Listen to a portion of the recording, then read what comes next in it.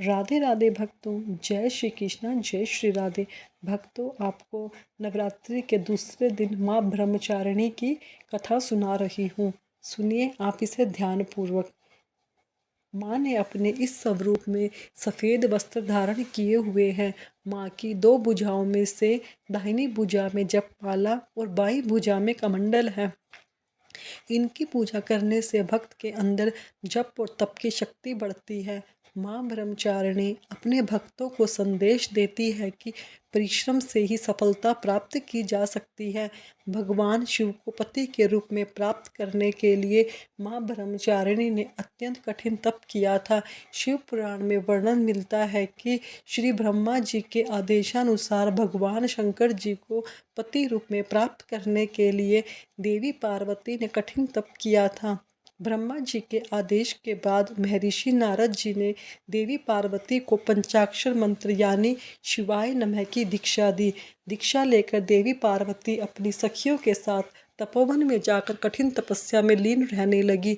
उनकी कठिन तपस्या का वर्णन शिव पुराण में मिलता है। माता पिता की आज्ञा लेकर देवी पार्वती ने सबसे पहले राजसी वस्त्रों का अलंकारों का त्याग किया।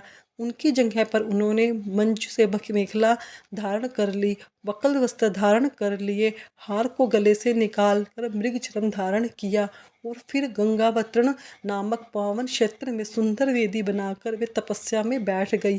अपने मन और सभी इंद्रियों का निग्रह कर सभी इंद्रियों को अपने वश में कर देवी पार्वती ग्रीष्म काल में अपने चारों ओर अग्नि जलाकर बीच में बैठ गई और ऊपर से सूर्य के प्रचंड ताप को सहन करती हुई वे अपने तन को तपाती रही।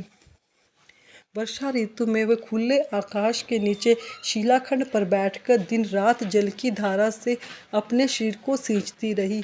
भयंकर शीत ऋतु में जल में बीचों बीच रात बैठकर उन्होंने कठिन तप किया। इस प्रकार निराहार रहकर देवी पार्वती ने पंचाक्षर मंत्र का जप करते हुए सकल मनोरथ पूर्ण करने वाले भगवान सदाशिव के ध्यान में अपने मन को रमा दिया। अपनी पुत्री को विवाह लायक देखकर माता मैना और पिता हिमालय को अपनी पुत्री के विवाह की चिंता हुई। इतने में महर्षि नारद राजमहल में आ पहुँचे। अपने महल में महर्षि को विराजमान देखकर राजा और रानी ने अपनी पुत्री के भविष्य में विषय में उनसे पूछा। त्रिकालज्ञ सर्वज्ञ तुम गति सर्वत्र, तुम्हारी कहूँ सुता के दोष गुण मुनिवर हृदय विचारी। नारद जी ने देवी पार्वती का हाथ देखकर भविष्यवाणी की। सब लक्षण संपन्न कुमारी होई सतही पै, प्यारी सदा अचल रह कह, अहिता एह तेज तेज सपह की पितु मातु आज्ञा। हिमालय राजा ने प्रश्न के बेटी के गुण पहले ही पूछे थे, किंतु देवर्षि नारद ने पहले पार्वती जी के गुणों का बखान किया। नारद चतुर और मनोवैज्ञानिक वक्ता हैं। वे सबके मन की बातें पढ़ लेते हैं। इसलिए देवी पार्वती के माता पिता से वे उनके दिव्य गुणों की चर्चा करते हैं। सद्गुणों की एक लंबी सूची नारद जी ने उनके सामने प्रस्तुत की।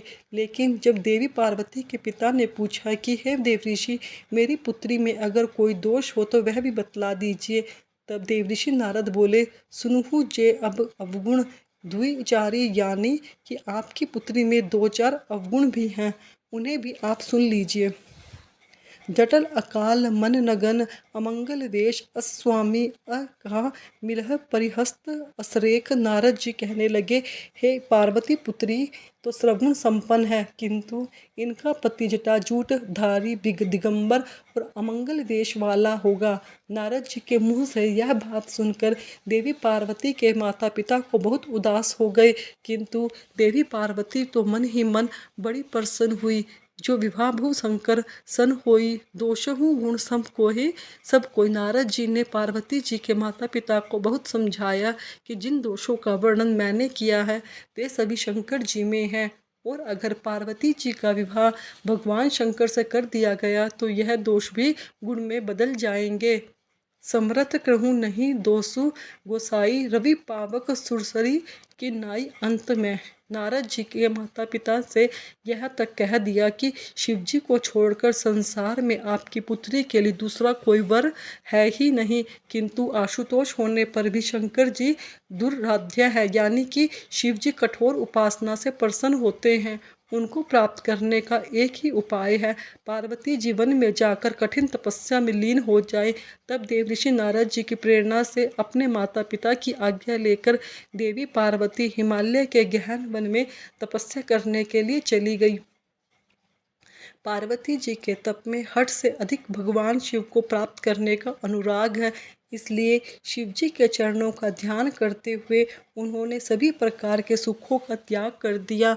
भगवान शंकर के चरण कमलों में नित्य नूतन अनुराग होने के कारण अब उन्होंने अपने शरीर की शुद्धि भी नहीं रही और उन्होंने तन और मन से पूरी तरह अपने आप को तपस्या में लीन कर 1000 वर्ष तक मूल और फल का और 100 वर्ष तक उन्होंने केवल शाक का आहार किया।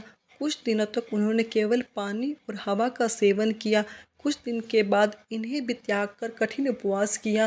फिर इन्होंने वृक्ष से गिरी हुई बेल की सूखी पत्तियां खाकर 3000 वर्ष बिताए। जब देवी पार्वती ने सूखी पत्तियां भी खाना बंद कर दिया तब उनका नाम पड़ गया अपर्णा। तभी देवी पार्वती की इस कठिन तपस्या को देखकर आकाशवाणी हुई कि हे देवी, तुम्हारे मनोरथ पूर्ण हो गए हैं, अब तुम हठ और तप छोड़कर अपने घर चली जाओ, भगवान शंकर तुमसे मिलने जल्दी आएंगे। इसके बाद एक दिन भगवान शिव ने देवी की तपस्या से प्रसन्न होकर उन्हें दर्शन दिए और उन्हें अपनी पत्नी के रूप में स्वीकार करने का वचन भी दिया।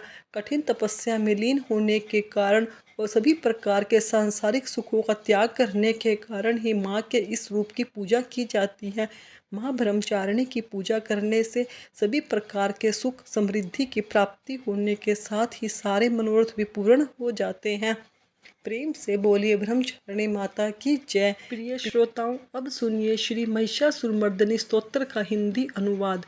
हे हिमालय राज की पुत्री, हे गिरिजा देवी, विश्व को आनंदित करने वाली देवी, नंदी गुणों द्वारा पूजित गिरिश्रेष्ठ, विंध्याचल के शिखर पर निवास करने वाली देवी, अपनी लीला से भगवान श्री विष्णु को प्रसन्न करने वाली, इंद्रदेव के द्वारा नमस्कृत भगवान नीलकंठ की पत्नी, विश्व में विशाल कुटुंब वाली और विश्व को संपन्नता देने वाली है।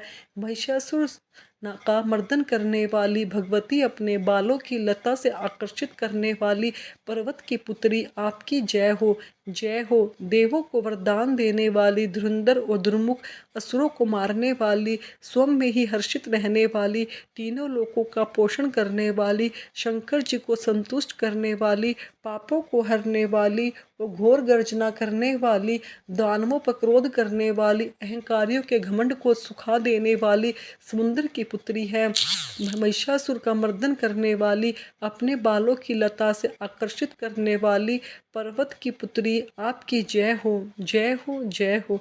हे जगत माता, मेरी माँ में प्रेम से कदम्ब के वन में वास करने वाली, हास्य भाव में रहने वाली, हिमालय के शिखर पर स्थित अपने भवन में गिरिराज मधु की तरह मधुर मधुर कैटब का मंद नष्ट करने वाली, महिष को विदर्ण करने वाली, सदा युद्ध में लिप्त रहने वाली, हे महिषासुर का मर्दन करने वाली, अपने बालों की लता से आकर्षित करने वाली पर्वत की पुत्री, आपकी जय हो, जय हो, जय हो।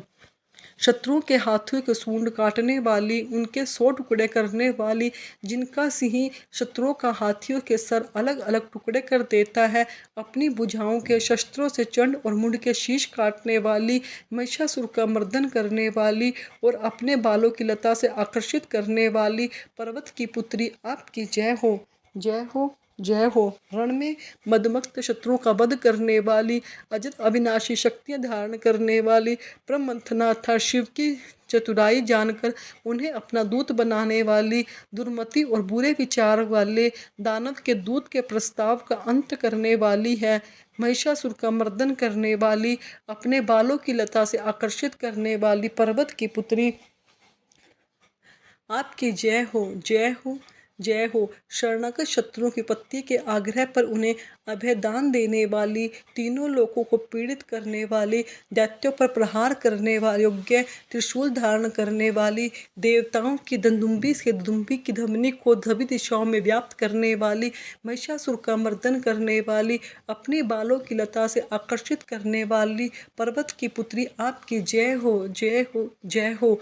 मात्र अपने हुंकार से ध्रुव लोचन राक्षस को ध्रुव अर्थात तथा धुएं के समान भस्म करने वाली, युद्ध में कुपित रक्त बीज के रक्त से उत्पन्न अन्य रक्त बीजों का रक्त पीने वाली, शुभ और निशुभ दैत्यों को बलि से शिव जी को और भूत प्रेतों को तृप्त करने वाली, महिषासुर का मर्दन करने वाली, अपने बालों की लता से आकर्षित करने वाली पर्वत की पुत्री आपकी जय हो, जय हो, जय हो। युद्ध भूमि में जिनके हाथों के कंगन धनुष के समान चमकते हैं, जिनके सोने से तीर शत्रुओं को विदर्ण करके लाल हो जाते हैं, उनकी चीखें निकलती हैं। चारों प्रकार की सेनाओं, हाथी, घोड़ा, पैदल, रथ का संहार करने वाली, अनेक प्रकार की धमनी करने वाले, बटुकों को उत्पन्न करने वाली, हे महिषासुर का मर्दन करने वाली, अपनी बालों की लता से आकर्षित करने वाली पर्वत की पुत्री आपकी जय हो, जय हो, जय हो। देवांगनाओं के तथा थई आदि शब्द के युक्त भाव में नृत्य से मगन रहने वाली आपकी जय हो। स्वर्णमय गीता में सुनने वाली, मधुर करने वाली, गंभीर ध्वनि से सुनने में लिप्त रहने वाली, महिषासुर का मर्दन करने वाली, अपने बालों की लता से आकर्षित करने वाली पर्वत की पुत्री आपकी जय हो, जय हो, जय हो। जयकार करने और स्तुति करने वाले समस्त विश्व के द्वारा नमस्कृत अपने नपुर के झंझन और छिमछिम शब्दों से भूतपति महादेव को मोहित करने वाली, नृत्य नाटकों के नायकों को अधिनारीश्वर के नृत्य से शोभित नाट्य में तल्लीन रहने वाली, महिषासुर का मर्दन करने वाली, अपने बालों की लता से आकर्षित करने वाली पर्वत की पुत्री आपकी जय हो, जय हो, जय हो। आकर्षक कांत के साथ अति सुंदर मन से युक्त और रात्रि के आश्रय अर्थात चंद्रदेव की आभा को अपने चेहरे की सुंदरता से फीका करने वाली, काले भंवरों के समान सुंदर नेत्रों वाली, महिषासुर का मर्दन करने वाली, अपने बालों की लता से आकर्षित करने वाली पर्वत की पुत्री आपकी जय हो, जय हो, जय हो। महायोद्धाओं से युद्ध के चमेली के पुष्पों की तरह कोमल स्त्रियों के साथ रहने वाली, चमेली की लताओं की तरह कोमल भील स्त्रियों से जो झिंझुरों के झुंड में तरह घिरी हुई हैं, चेहरे पर उल्लास से उत्पन्न उषा काल के सूर्य और खिले हुए लाल पुष्प के समान मुस्कान वाली, महिषासुर का मर्दन करने वाली, अपने बालों की लता से आकर्षित करने वाली पर्वत की पुत्री आपकी जय हो, जय हो, जय हो। भक्तों, मैंने आपको माँ ब्रह्मचारिणी की कथा सुनाई है। अगर आपको मेरी सुनाई गई कथा अच्छी लगी तो मेरे चैनल को सब्सक्राइब करें, वीडियो को लाइक करें, कमेंट में राधे राधे अवश्य लिखें। धन्यवाद भक्तों।